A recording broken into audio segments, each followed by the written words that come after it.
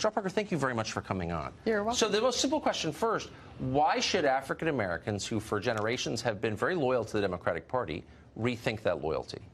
Well, they've been loyal to the Democratic Party because blacks have bought this idea of activist government. But something very exciting is happening now with Trump in office. The Trump administration is focusing on urban communities and initiatives. So we have two things happening right now that are very, very exciting.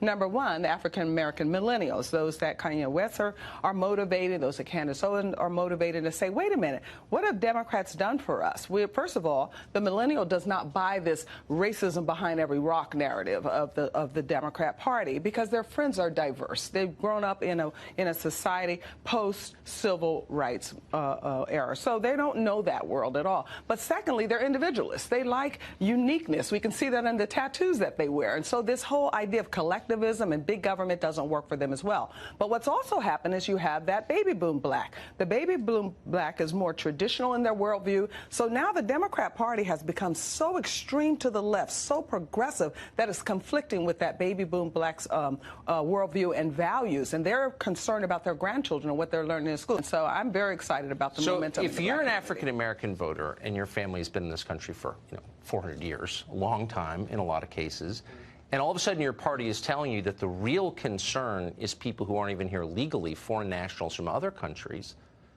do you ask yourself at some point, but what about me, the American citizen? Right. Does that turn off voters at a certain point? It's not only turning them off that this hijacking of the civil rights movement is taking place for legal minorities, but illegals are even more frustrating because now you're looking at an environment to where you have that low-wage worker competing for jobs in communities and against people who will not speak English. So now it's not only affecting the real low wage, it's affecting the middle class because if you want to work in any type of public service, for the fire, for the police, for the teachers, anything, you have to be bilingual. And this is making a tremendous impact on African Americans to rethink who these new arrivals are and why they. I think it's a totally fair question. I never even thought about the bilingual question, but it's a real one. It's horrible. It's like you can't even, in California, for instance, you can take the driver's license test in 40 languages. But so why, I never hear Maxine Waters or any member of the CBC mention that. Why?